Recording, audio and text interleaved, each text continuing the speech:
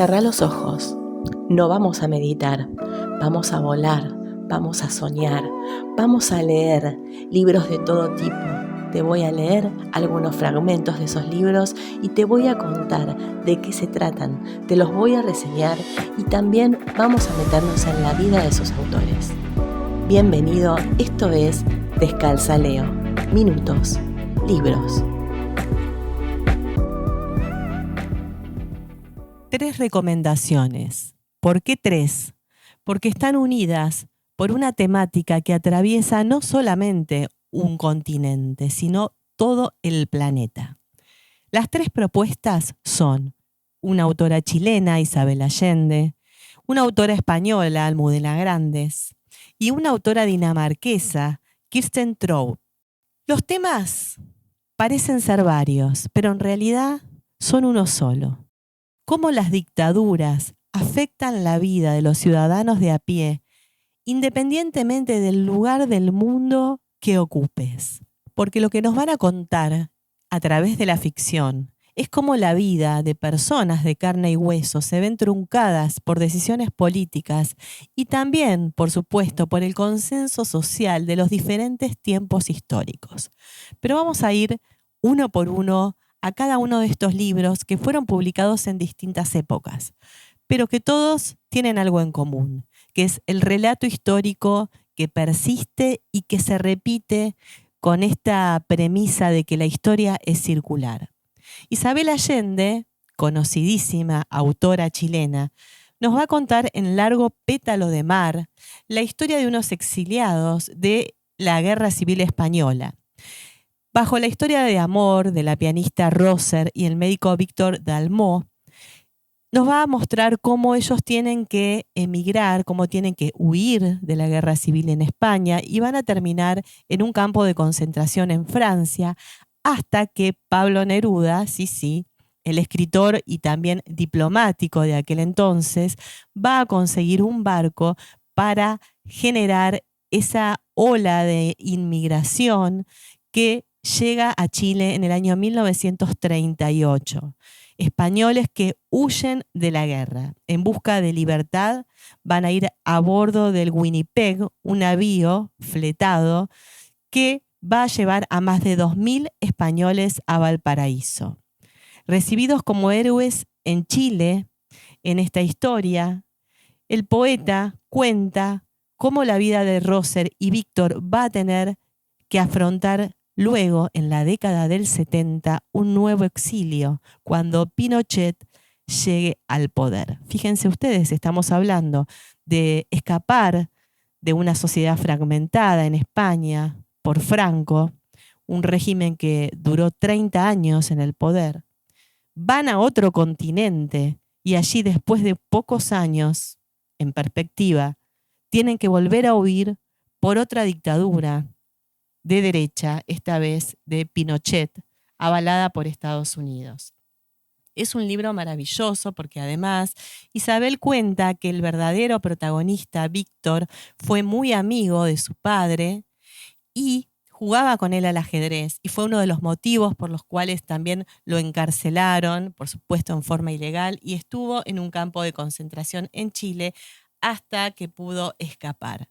Este libro está escrito con la magia de Isabel y con esa magia nos cuenta, por ejemplo, esto que te voy a leer ahora.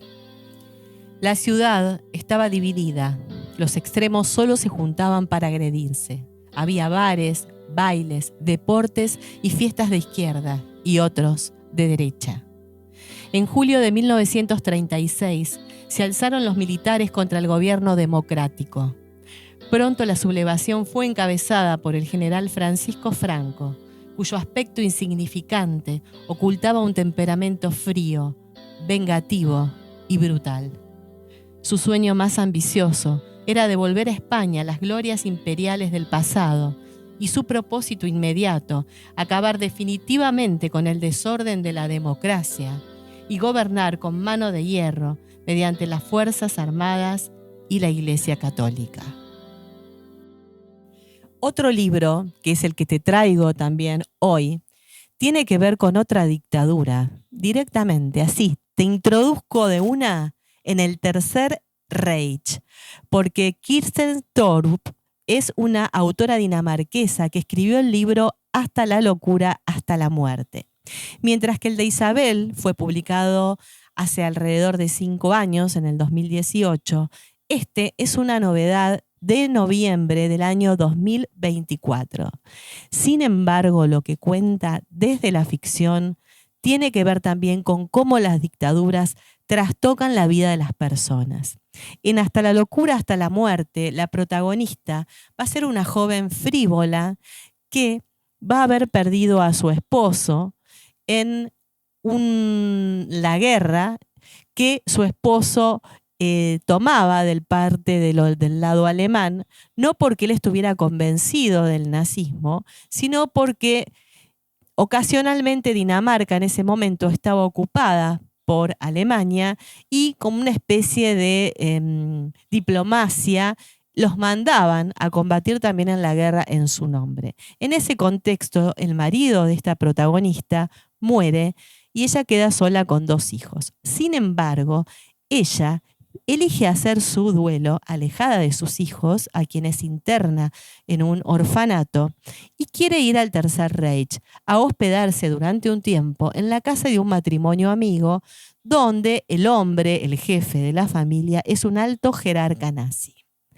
A partir de ahí empieza una historia donde el lector va a poder ver cómo se naturalizaban los horrores más inesperados e insospechados. La protagonista va a ver las personas naturalizan la crueldad. No solamente estamos hablando de discriminación hacia el judío, hacia el diferente, estamos hablando de que ella, por ejemplo, descubre en esa casa que tienen un hijo escondido porque tiene discapacidad.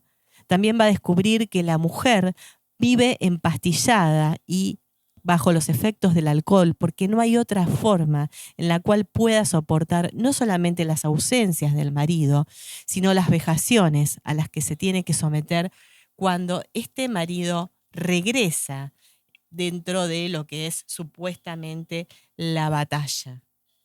Hay algunos fragmentos que yo subrayé, porque lo que más me gustó de esta historia es cómo la protagonista se va a ir deconstruyendo. Ella va a pasar de una visión frívola del Estado, de las personas, de los regímenes autoritarios o democráticos, a una visión más concreta, más palpable, y nosotros, lectores, vamos a acompañar ese proceso. Si la protagonista no hubiera sido tan frívola, la deconstrucción no hubiera sido tan buena. Por eso es un libro que se los recomiendo. Y bueno, les voy a leer un fragmento para dejarlos con las ganas. He sido una ingenua y me he dejado cegar por los héroes del aire y su aventura en el frente. No he tenido en cuenta el frente doméstico, donde el día a día está regulado hasta el menor detalle, con las privaciones y limitaciones que imponen las reglas de la guerra, siempre situadas por encima de la ley. Estoy en un mundo embrujado, atrapada en una telaraña invisible. No se oscurecen solo las ciudades, los trenes, los tranvías, también las mentes. Pero también te traje una distopía que tiene que ver con lo que puede suceder. Recién vimos lo que pasó en Chile y vimos lo que pasó en España. Y ahora te voy a hablar de la última novela de Almudena Grandes, quien falleció cuando la estaba escribiendo. De hecho, el último capítulo fue terminado por un amigo de ella, una persona a quien ella le fue contando cómo avanzaba la novela y cuál quería que fuera el final, Luis García Montero. Y Almudena nos va a traer una distopía de anticipación, algo que puede suceder, porque ya vimos en la historia las cosas que suceden cuando las sociedades están enojadas y resentidas.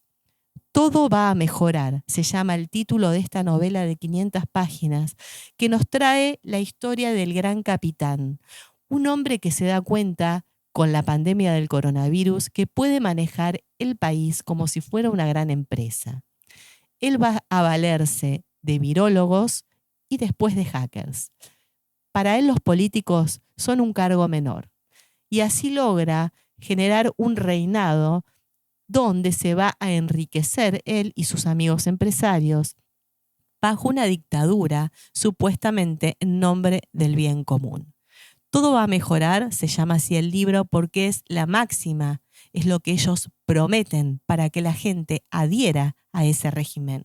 Y la gente adhiere durante varios años, más de 5 años, hasta que de a poco algunos ciudadanos de a pie, aislados, van a ir descubriendo que la contaminación no es tal y van a empezar a generar una mínima resistencia. Lo lamentable de la historia es que siguen ganando los malos, porque cuando terminan, cuando ellos mismos deciden dejar el poder, es porque se dan cuenta de que tanta rentabilidad ya dejó de serla. Tristísimo el mensaje, que no deja de ser algo que te interpela. Te voy a leer el inicio de esta novela que para mí fue determinante. El gran capitán comprendió antes que nadie que el coronavirus iba a cambiarlo todo. Juan Francisco Martínez Sarmiento acababa de estrenar Apodo. A los 47 años recién cumplidos, había culminado una carrera profesional meteórica con 2 nombramientos casi simultáneos. En la tercera semana de 2020, se había convertido en el director ejecutivo de una gran empresa energética, líder nacional en renovables, y el vicepresidente mejor valorado para suceder al presidente. Sin embargo, quería algo más. Decía, lo peor estaba por llegar, no para él, sino para quienes creyeran en el mensaje que iba a difundir de la mano de virólogos. Y a los pocos instantes de haber generado su primer acto de gobierno, un gran apagón, mediante el cual deja a todos los ciudadanos sin conexión a Internet. A partir de ahí empiezan a desarrollar sus amigos una serie de aplicaciones, 7 no más, donde los ciudadanos van a poder consumir todo lo que a estos grandes empresarios se les ocurre producir. Así empieza esta ola capitalista que va a destrozar no solamente a España en esta ficción, sino también a gran parte de Europa. Espero que te hayan gustado estas recomendaciones y si querés más datos sobre ellas, nos vemos en Instagram, en TikTok, también podés encontrarme en YouTube y como siempre te digo, escribime en los comentarios si te gustó esta propuesta, estas dictaduras pasadas y Dios quiera no por venir, y qué libro me sugerirías vos vinculado a este tema. Nos estamos escuchando con más lecturas. Chau, chau.